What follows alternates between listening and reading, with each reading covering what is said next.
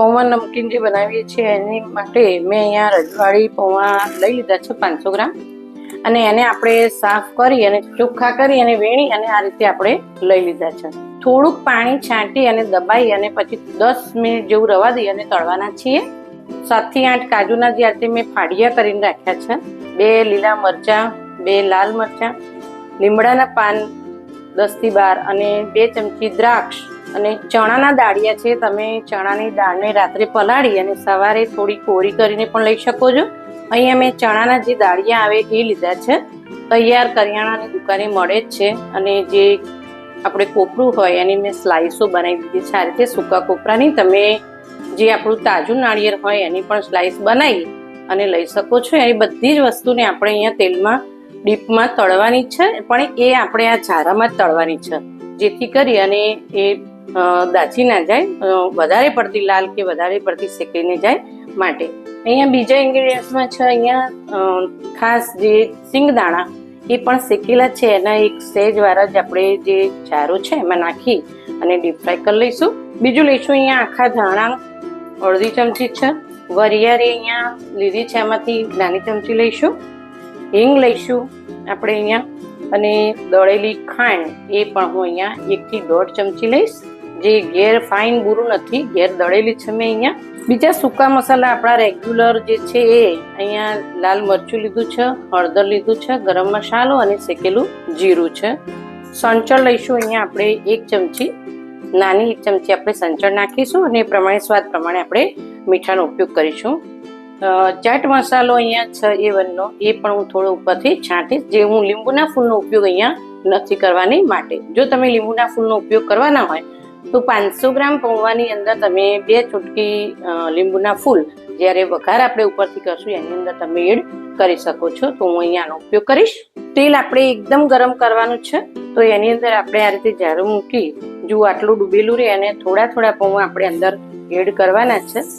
તમે આ રીતે પૌવા એડ કરશો એટલે તરત જ પૌવા તળાઈ જશે મિત્રો.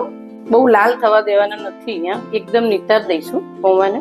ગેસની ફ્લેમ મીડિયમ ટુ હાઈ રાખવાની છે, ધીમી કરવાનું નથી, કે જેથી કરી અને આપણા પૌવા સરસ રીતે તળાઈ જાય. આ રીતે આપણે એની અંદર લઈ લઈશું.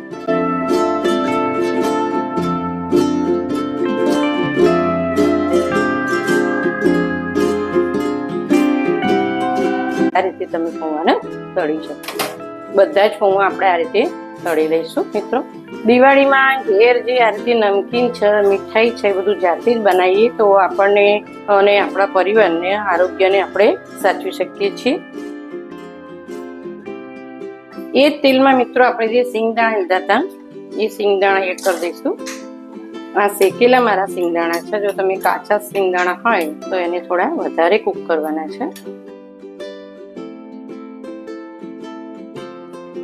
હવે જે આપણે ઇન્ગ્રેડિયન્ટ તળીએ છીએ એને આપણે ઝડપથી લઈ લઈશું, કારણ કે એ એકદમ ઝડપથી કૂક થઈ જાય છે.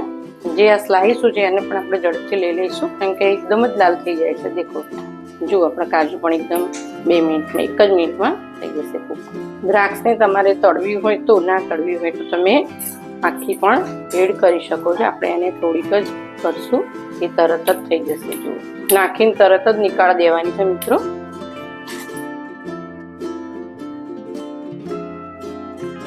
તો દરેક વસ્તુ આપણે આ રીતે તળી લેવાની છે.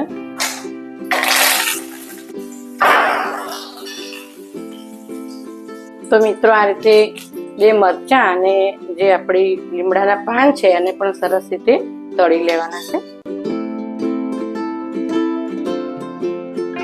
આ કેવડો મિત્રો તમે 20 થી 25 દિવસ સુધી એનો સરસ ફ્રેશ રહે છે, એનો ઉપયોગ તમે કરી શકો છો. તો મિત્રો આ રીતે આપણે જે બધા જ ઇન્ગ્રેડિયન્ટ્સ હતા એ સરસ રીતે તૈયાર કરીને લઈ લીધા છે, તળી ગયા છે. તો આ રીતે આપણે બધા જ પૌવા સરસ રીતે કડક તળી ગયા છે. દેખો, તો એની અંદર આપણે જે ઇન્ગ્રેડિયન્ટ્સ તળેલા હતા એ બધા જ આપણે અંદર એડ કરી દઈશું મિત્રો.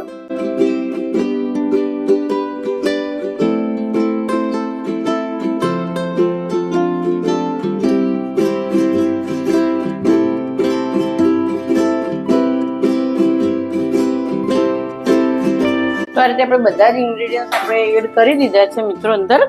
અને હવે એની અંદર આપણે સૂકા મસાલા એડ કરી દઈશું.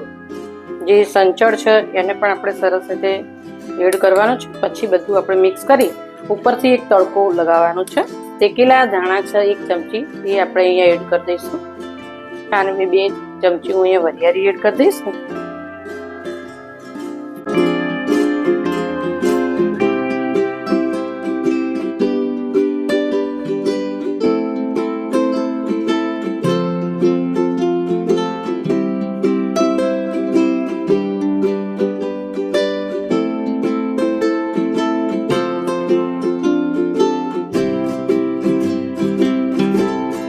અને પછી આપણે એક ઉપર તડકો મારીશું. તો મિત્રો અહીંયા આપણે તડકો મારવા માટે એક નાની જે વઘાર્યું હોય એ લઈ લીધું છે. તો મિત્રો અહીંયા આપણે વઘારિયામાં 4 ચમચી તેલ મૂકી દીધું છે.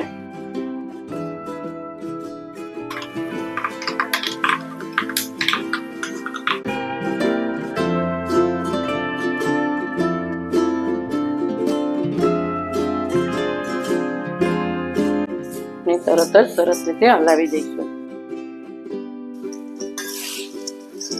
તો મિત્રો સરસ રીતે આપણે પૌવાનો કેવડો ટેસ્ટી અને ચટપટો અને બધા જ હેલ્ધી ઇન્ગ્રીડિયન્ટ્સ આપણે અંદર એડ કર્યા છે.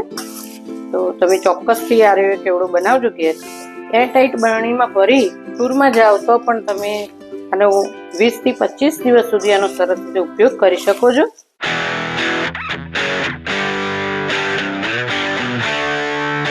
તો ચોક્કસથી તમે બનાવજો અને અમારી જસુપ્રિયા કુકબુક ચેનલને લાઈક, શેર અને સબસ્ક્રાઇબ કરવાનું ના ભૂલતા મિત્રો. ફરી મળીશું આવી જ એક નવી રેસીપી સાથે. Thank you.